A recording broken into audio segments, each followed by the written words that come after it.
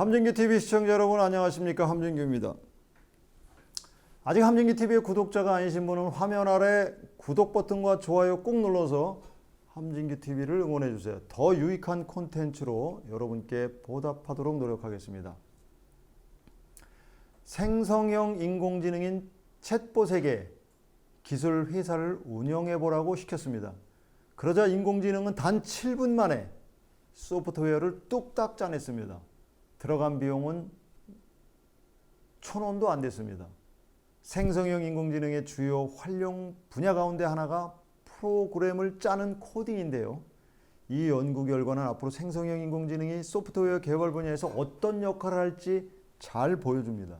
그래서 오늘은 시청자 여러분들과 함께 이런 놀라운 일이 벌어지는 4차 산업혁명의 기술 세계로 들어가 볼까 합니다. 얼마 전에 대형 언어 모델인 LLM을 기반으로 한 AI 에이전트가 인간의 도움 없이 스스로 가상의 마을을 운영할 수 있다는 연구 결과가 발표되었습니다. 그리고 그 뒤를 이어 이번에는 챗 GPT가 최소한의 인간 개입으로 빠르고 경제적으로 소프트웨어 회사를 운영할 수 있다는 새로운 연구 결과가 나왔습니다.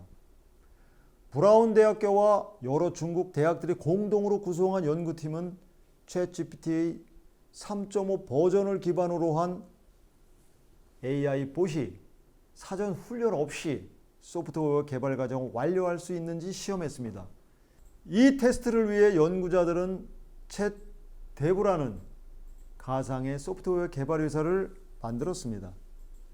이 회사는 소프트웨어를 개발하기 위해 전통적인 워터폴 모델을 활용했습니다. 워터폴 모델은 폭포수 모델이라는 의미로 개발의 흐름이 마치 폭포수처럼 지속적으로 아래로 향하는 것처럼 보이는 데서 나온 말입니다. 워터폴 방식을 따를 경우 소프트웨어 개발은 단계별로 순차적으로 진행되며 각 단계가 완료되면 다음 단계로 이동하는 선형적인 프로세스를 따르게 됩니다. 이 연구에서도 이러한 워터폴 모델을 기반으로 소프트웨어 개발을 진행하기 위해 개발 프로세스를 순차적으로 설계, 코딩, 테스팅, 문서화라는 4단계로 나누었습니다. 그런 다음 연구자들은 각 AI 봇의 핵심 세부 사항을 제공하여 각 봇의 역할을 부여했습니다. 이 핵심 세부 사항에는 지정된 업무와 역할, 통신 프로토콜, 종료 기준, 제한 사항이 설명되어 있습니다. 연구자들이 AI 봇들에게 각자의 역할을 부여한 후 각 봇은 그에 맞는 단계에 배치되었습니다. 챗 데브의 CEO와 CTO는 설계 단계에 배치됐고 프로그래머와 아트 디자이너는 코딩 단계에서 작업을 수행했습니다. 각 단계에서 AI 노동자들은 인간 개입이 최소화된 상태로 소프트웨어 개발 프로세스를 완료하기 위해 서로 소통했습니다. 어떤 프로그래밍 언어를 사용할 것인지 결정하는 것부터 시작해서 코드의 버그를 찾아내는 것까지 소프트웨어가 완성될 때까지 서로 의견을 조율했습니다.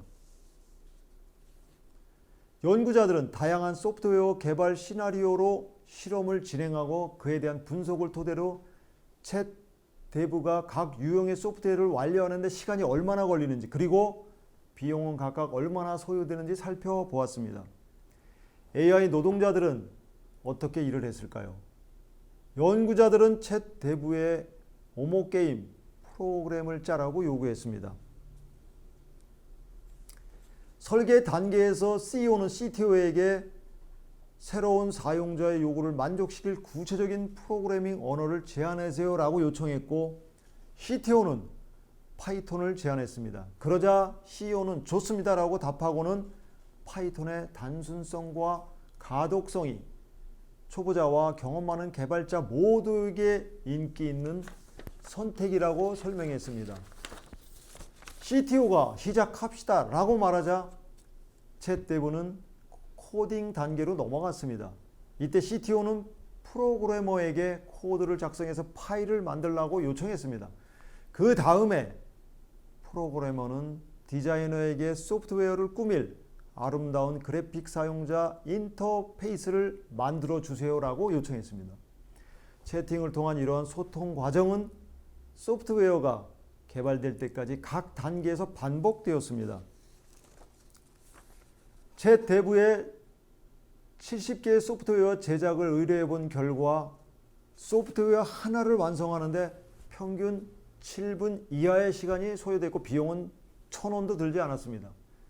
이런 작업들은 모두 챗 대부 AI 노동자들이 기업과 자기 성찰 능력을 활용하여 끊임없이 잠재적인 취약점을 찾아내고 문제를 해결하는 과정을 통해 이루어졌습니다.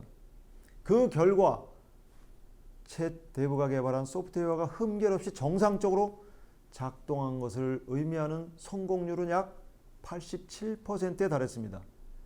연구자들은 논문을 통해 이번 실험 결과가 인공지능이 주도하는 자동화된 소프트웨어 개발 프로세스의 효율성과 비용 효과성이 얼마나 높은지 잘 보여준다고 말했습니다. 이 연구 결과는 챗GPT와 같은 강력한 생성형 AI 기술이 특정 업무 기능을 수행할 수 있는 수많은 방법 중 하나를 보여줍니다.